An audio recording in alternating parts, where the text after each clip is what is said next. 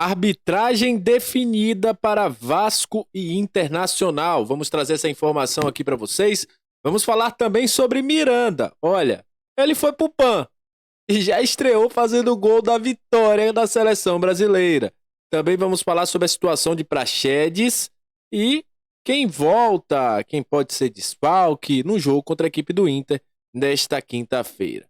Isso e muito mais a partir de agora no nosso Comentaléu Vascaíno. Então você já sabe, né? Vai subir ela! Sobe, vinheta!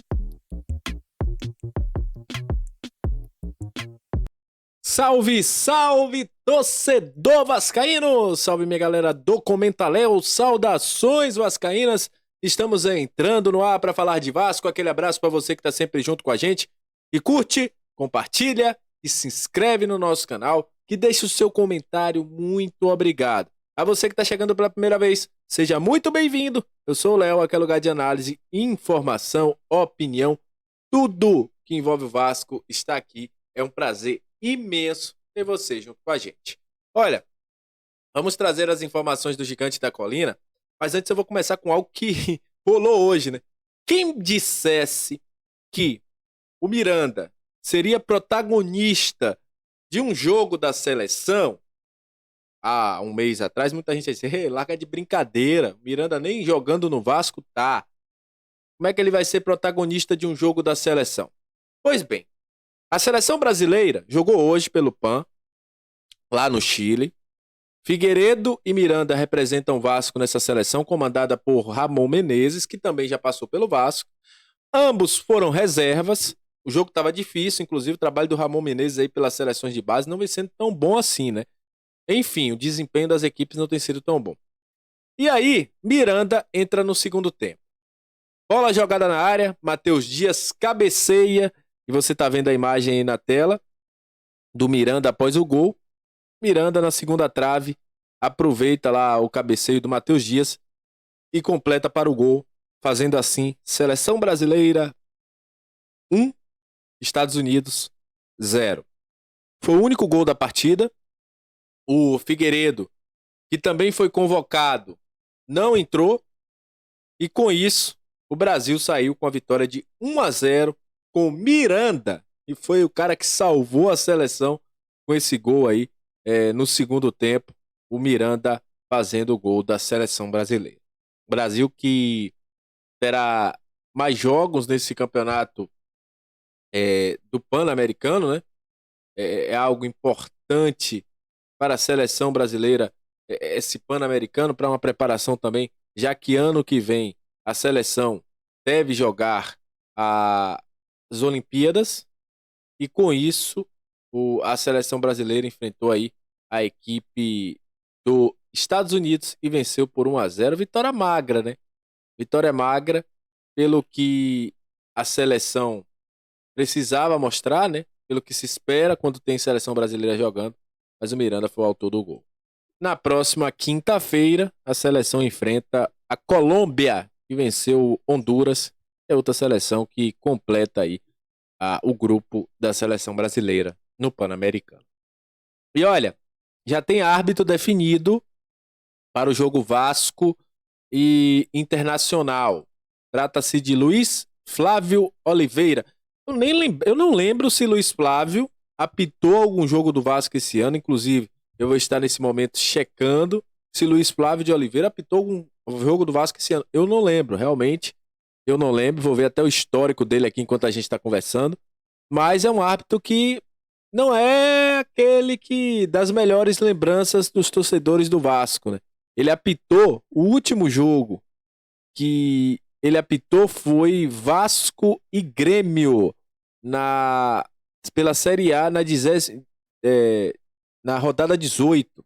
Foi quando ele apitou aí Vasco da Gama e Grêmio. Não lembro dele ter apitado outro jogo do Vasco nesse Campeonato Brasileiro, mas ele apitou Vasco e Grêmio, foi uma vitória do Vasco dentro de São Januário, aquele gol do Verrete. Foi a última partida aí que ele apitou do Vasco, lá no dia 13 de agosto. Então é o cara que vai estar no apito aí para Vasco e Internacional. Tomara que ele dê sorte, né? Já deu sorte contra um gaúcho, dê agora sorte contra outro gaúcho, né? Que é o Internacional. Para esse jogo, o Ramon Dias deve ter força total, entre aspas. Rossi ainda continua recuperando. Muito pouco provável que o Rossi esteja disponível para o jogo contra o Internacional. Marlon Gomes também continua recuperando. Quem volta é Matheus Carvalho, que estava suspenso. Não pôde jogar contra a equipe do Flamengo, nem fazer parte do banco de reservas. Eu acho que se ele tivesse ali, certamente quem entraria no lugar do Jair seria o Matheus Carvalho. Então, é o cara que volta a ser opção para o Ramon Dias no meio-campo. Lembrando que Marlon Gomes tem um problema na coxa direita, está se tratando. O Vasco não vai queimar jogadores agora. Já perdeu 2 que voltaram de lesão de imediato e acabaram lesionando de novo, como Gabriel Dias e o próprio Rossi. Capasso ainda permanece, né, na sua epopeia do seu problema na lombar.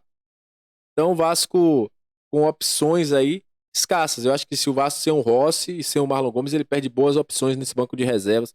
O Ramon Dias acaba aí perdendo jogadores que poderiam mudar uma partida.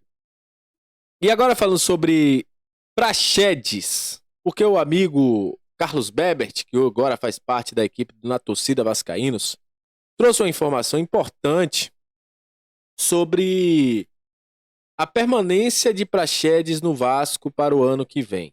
Isso vem sendo debatido, isso foi dito em alguns momentos, a gente já falou sobre isso também, que acreditamos que o Vasco, nesse momento, vai alinhar algumas coisas após a definição do Vasco na Série A. E o Carlos Berbert trouxe o seguinte: a respeito da informação que apurei junto com o amigo Eberson Martins, vai bem na linha do que já foi postado pela Itatiaia. As chances são grandes de Praxedes ser contratado em definitivo pelo Vasco, caso o Vasco se mantenha na Série A. Segundo o Carlos Bebert, não tem nenhuma situação aí que possa dar um imbróglio entre Red Bull Bragantino e Vasco, porque o Bragantino também não vê com bons olhos a utilização do Praxedes e vê que ele se adaptou ao Vasco. Então isso pode ser aí que seja um facilitador, o Vasco ficando na Série A contratação em definitivo de Praxedes, que já virou parça do Marlon Gomes, brincam direto com o Payet aí. E querendo ou não, mesmo a galera falando aqui, o Praxedes é isso e aquilo, Praxedes é um dos termômetros desse meio de campo do Vasco. É o cara que a gente sempre fala, faz o trabalho sujo. Me lembra o Júlio dos Santos, que era bastante criticado, mas era um cara que dava uma consistência ali nesse meio de campo do Gigante da Colina para que os outros pudessem respirar e chegar lá na frente. Mas enfim, é isso. Agradeço a você que chegou até esse momento do vídeo. Muito obrigado pela sua audiência. Até a próxima. Saudações vascaínas e valeu!